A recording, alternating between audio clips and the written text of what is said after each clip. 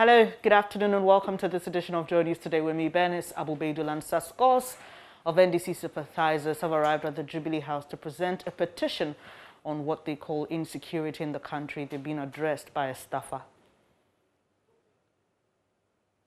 In the Constitution, and for this reason, I have been asked to come and receive the petition so that what should be done officially shall be done for the benefit of all of us in this republic called Ghana. So here we are, and we are ready to take that which you want to submit to the presidency.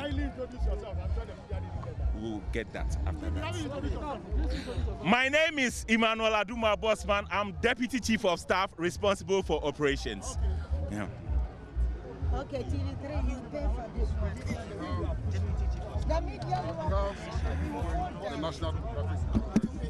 The national leadership of the party, we are here this afternoon to present our petition to His Excellency, the President of the Republic of Ghana. We believe that recent happenings in the country are nothing to write home about. And so the youth of Ghana have decided that today we will demonstrate and show our displeasure to what is happening and call on the President that the challenges that confront many young people and this country as a whole should be fixed. I will read the petition to the media, and after we will present it to you. It's a lengthy one, so I will paraphrase some, pick the highlights, and then leave it as such.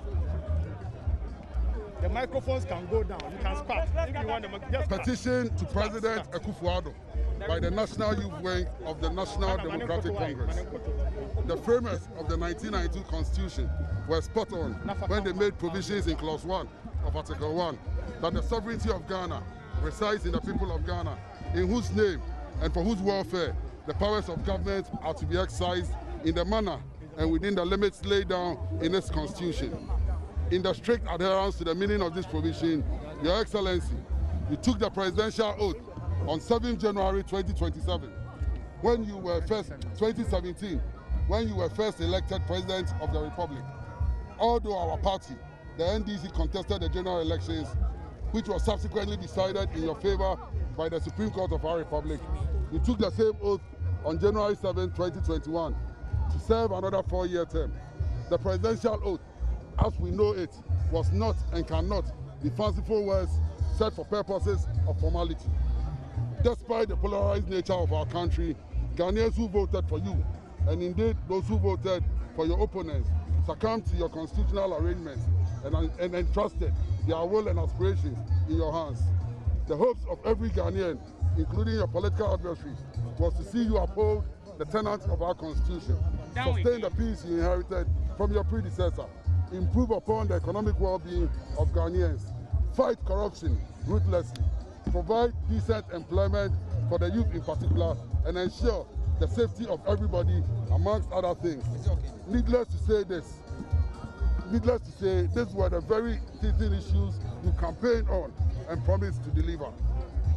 Your Excellency, without missing words, it is heart-wrenching to state that your government has so far delivered the antithesis of almost all what you promised Ghanaians.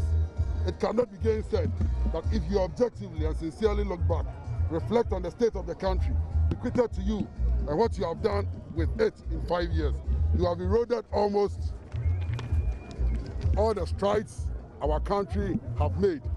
Right. In our country, if our country was a clock, you would have rode it anti-clockwise.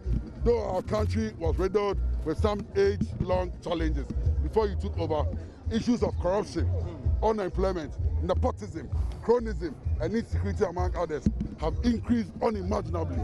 You will agree with us that our country needs fixing, and there cannot be any good time to fix it than now.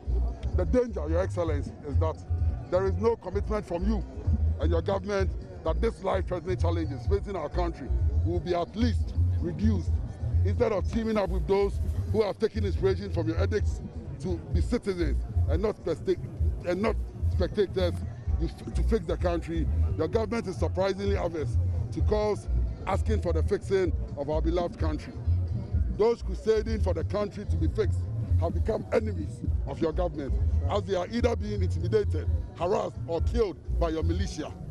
Respectfully, Mr. President, it is not out of place to point out to you that though Ghanaians signed a social contract with you to resolve their problems, your government has become an insurmountable challenge that they are struggling to resolve. What we are saying is that your government has become a problem for Ghanaians to deal with. Objective minds in our nation and those in your government are whispering on corridors, having growing apprehension about where you are leading this country of ours. The leadership you have provided so far is one of let's finish everything today because there is no tomorrow. There is no hope for the youth under your stewardship. The very people you promised to protect are the ones being beaten or killed daily by thugs recruited into our security services. Those who promised jobs have either been laid off, lost their investment, or have not been employed at all. You have failed to build a just society. Today, more than ever in the history of the construction of our state, access to the few opportunities is solely based on possession of an NPP party card.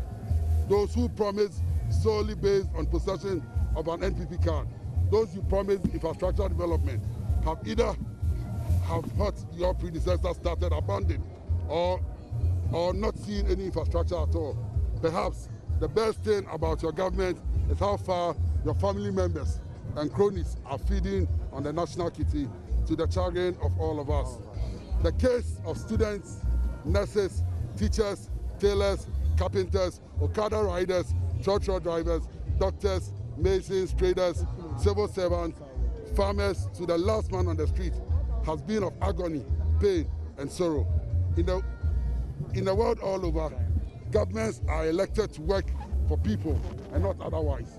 Your Excellency, your government is not working for the generality of Ghana, but a select few, mainly family members. Now I'll tell you what we are demanding from you. Though it sounds needless to remind you of your pledge and campaign message to the good people of Ghana, it is worth it to make the following demands. Immediately implement the recommendations of the No-Shot Commission of Inquiry forthwith, in particular, and direct the Attorney General to prosecute all culprits. Beyond investigating all acts of violence perpetrated by officers of the security agencies under your watch, ensure that all victims get justice as required by law. Victims of such acts of violence from Edra, Ablekuma Central, Banda, etc. must all not be denied justice. Make provisions towards decent jobs for the teeming youth of the country through proper structural economic reforms and business support for enterprises of young people. Ensure the safety and security of all Ghanaians. Stamp out corruption by prosecuting corrupt officials within your government and stop shielding them. We are asking that there is a fierce agency to halt the hopelessness nature of cronyism that has crept into our country. Take steps to fulfill your campaign promises. Depoliticize, and the emphasis is ours, depoliticize the security services. Introduce reforms to give true meaning to its independence. We charge that all these reforms be led by experts in our country and not partisan appointees.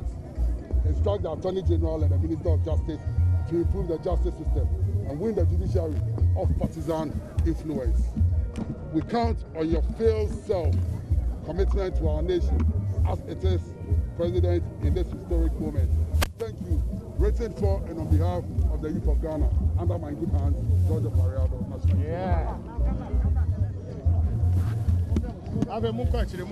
And so the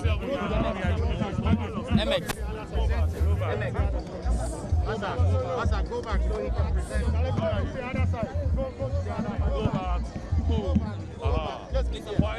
Please, I'm coming back.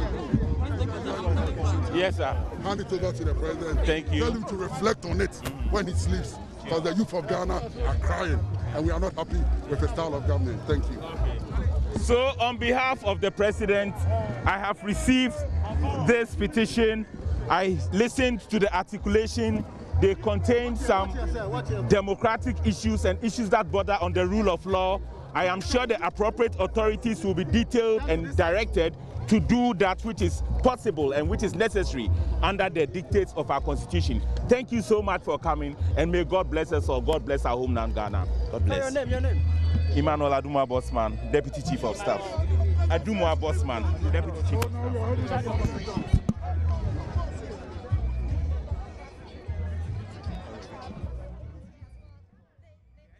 Just been presented, it is done, and I see the chief of staff operations moving back into the Jubilee House as I speak to you now, MFR.